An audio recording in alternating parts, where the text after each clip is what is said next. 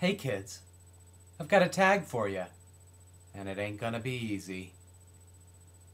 I'm back with another tag video. This one's gonna be a little tricky because it's outside of most of the people who watch my videos genre. And that is, it's an adult tag. And what is on your radar for adult books you plan to read in the coming 6 months or until the end of the year? Looking for adult books that are coming out in the future, in the fall or whatever, it's actually turned out to be a really tricky predicament. It turns out that the young adult book blogging community is really quite on top of it compared to the adult book blogging community. Google searches turned up virtually nothing, and there was only one article that I read about anticipated fall literary releases.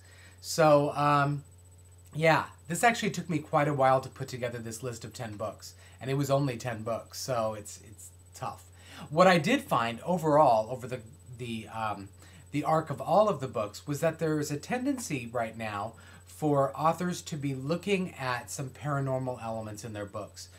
These are authors that have not done that in the past, and now it just seems really interesting that they're embracing a magical realism and going in that direction. Okay, so I'm going to do this the same way as last time. I'm going to give myself a limited amount of time to talk about each book and get through this as quickly as possible. Donald Ray Pollock's The Devil All the Time has been reported to be a cross between Natural Born Killers and a Flannery O'Connor story. It's both Southern Gothic and irreverent and disturbing. In Pete Hamill's tabloid city, a news crew stumbles on the murder of a socialite and her secretary, a terrorist plot, and some awesome New York City nightlife.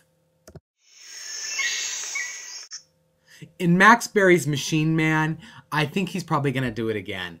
Jennifer Government was one of my favorite books of all time, and in this one he explores the idea of bettering yourself to the point of getting rid of your natural limbs. Tom Perrotta is one of my favorite satirists, and in The Leftovers he's taking a different tack. He's apparently tackling the rapture. It may not be a religious rapture, but it's something, and you can bet it's going to be darkly comic. Lev Grossman continues his series that is Less Than Zero meets Harry Potter in The Magician King. An exploration of teenage debauchery and drug use, and of course some magic. I'm not going to lie and say I know what Lights Out in Wonderland is about, or why DBC Pierre has 3 initials instead of a first name, but what I will say is, I love a book with a skull on its cover, and you can bet come September this one's going to be on my shelf. Now, we all know that comedians make the best dramatic actors because of all the pain and shit they have to deal with, but in The Funny Man by John Warner, this is taken to some extreme and ridiculous levels. Come September, I fully expect to be depressed. Chuck Palahniuk can be really hit or miss.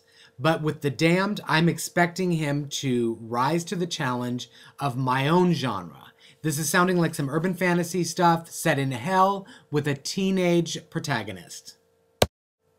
Colson Whitehead's Zone 1 is the kind of book I'm going to eat up with a side of brains. It's a literary zombie book in the vein of World War Z, and you know I love that shit. So this one's going to be on my shelf in October. Finally, Stephen King's 11/22/63, about a guy who goes back in time to prevent JFK's assassination. I'm not sure where he's going with this, but you know at 1,000 pages, it's at least going to be able to hold my door closed for my dog. So that's it. Those are 10 adult books that I'm looking forward to this year. If you want to do the tag, feel free to do it. If not, you don't have to do it as like I did it with all the different edits and voiceovers and stuff. You can just talk about the books that you want to read.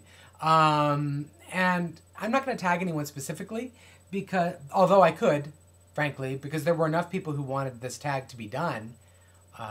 Dylan, Bex, others that I can't remember right now. So, yeah.